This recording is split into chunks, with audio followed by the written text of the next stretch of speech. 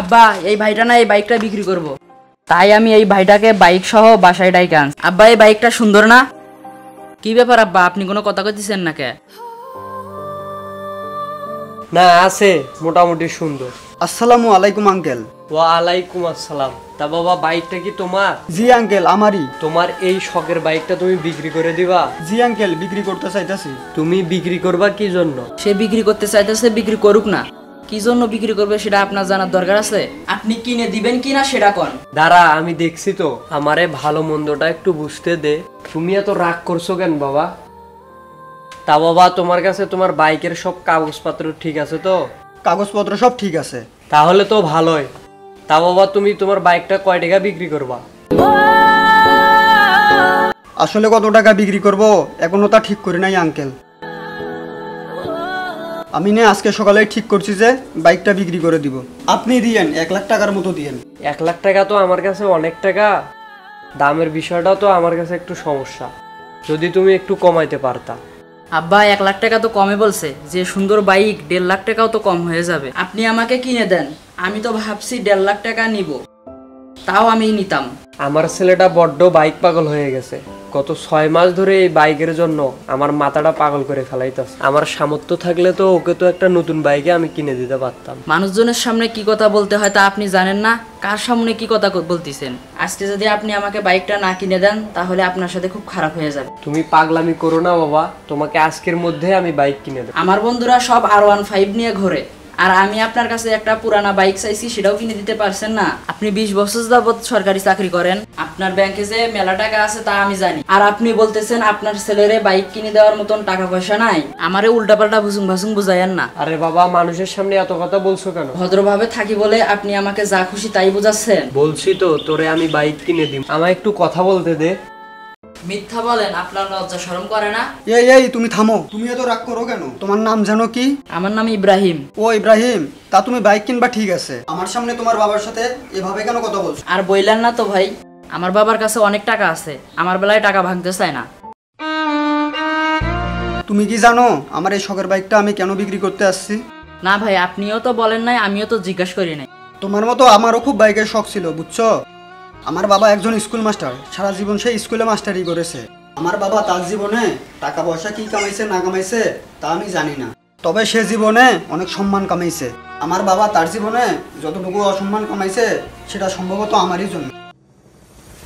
তোমার মতো আমিও তার স্কুলের মাঠে গিয়ে তার সাথে একটা বাইকের জন্য অনেকবার খারাপ ব্যবহার করছি। বলতে বলতে একদিন সে রাজি হয়ে গেল। এখন তুমি যে বাইকটা আমার থেকে কিনে নিতে চাচ্ছ সে বাইকটা আমার বাবার লোনের টাকায় কেনা। বাবা আমারে যেদিন বাইকটা কিনে দিয়েছিল সেদিন আমি অনেক খুশি হয়েছিলাম। তারপর কিছুদিন বাইক চালানোর পরে বুঝলাম বাইকে আসলে তেমন কিছুই নেই।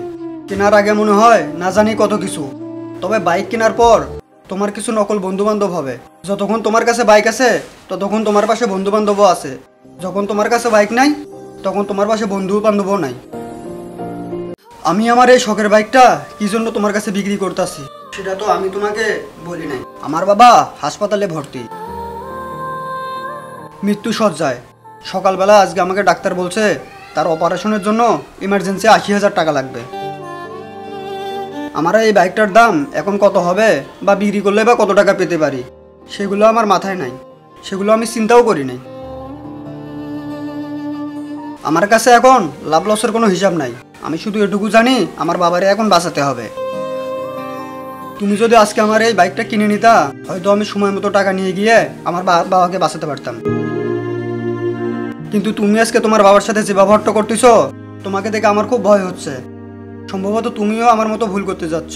জীবনে যখন অনেক টাকা পয়সা ইনকাম করবা তখন না এরকম অনেক বাইক কিনতে পারবা, অনেক বাড়ি করতে পারবা, আর তোমার এই ব্যবহারে যদি তোমার বাবার কিছু হয়ে যায় তুমি না তোমার বাবাকে ফিরে পাবা না। আমি তো তোমার আপন ভাই না, হয়তো এত কথা বলার অধিকার আমার নাই, তবে একটা কথা মনে রাখো, শুধু একটা বাইকের জন্য নিজের বাবার সাথে এত খারাপ ব্যবহার করো না। যদিও আজকে আমার বাইকটা বিক্রি করার খুব দরকার, আমার টাকার খুব দরকার, কিন্তু তুমি তোমার বাবার সাথে যে ব্যবহার করছো আমি চাই না তোমার কাছে বাইকটা বিক্রি করে তোমাকেও আমার মতো একটা ভুল করার সুযোগ করে দেই। হ্যাঁ আমার টাকার খুব দরকার, কিন্তু আমি না তোমার কাছে বাইকটা বিক্রি করব না। ভাই একটু দাঁড়ান। বললাম তো তোমার মতো বেদব ছেলের কাছে আমি বাইক বিক্রি করব না। আমি বাইক কিনবো না, তবে আপনার সাথে একটু কথা আছে। না, তোমার সাথে আমার তো কোনো কথা নাই। তোমার মতো বেদব ছেলে যে কিনে নিজের বাবার সাথে খারাপ ব্যবহার করে, তার কাছে আর যাই হোক, যত টাকার প্রয়োজন হয় পড়ুক, আমি বাইক বিক্রি করব না। আপনি একটু দাঁড়ান। বাবা, তুমি আমার বাইক কেনার জন্য যে টাকাগুলো আনছো সেগুলো বের করো। আরে তুমি আবার তোমার বাবার কাছে কেন টাকা চাচ্ছ? আমি বললাম তো আমি তোমার কাছে বাইক বিক্রি করব না। আমার কাছে 90,000 টাকা আছে, এটা তুমি চাইলে নিতে পারো।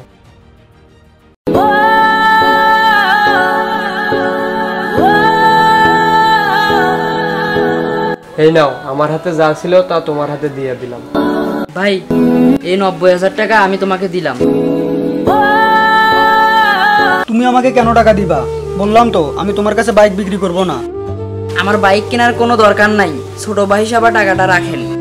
আপনার বাবা যেদিন সুস্থ হয়ে যাবে এই টাকাগুলো তখন আপনি আমায় ফেরত দেন। টাকা আপনি রাখেন।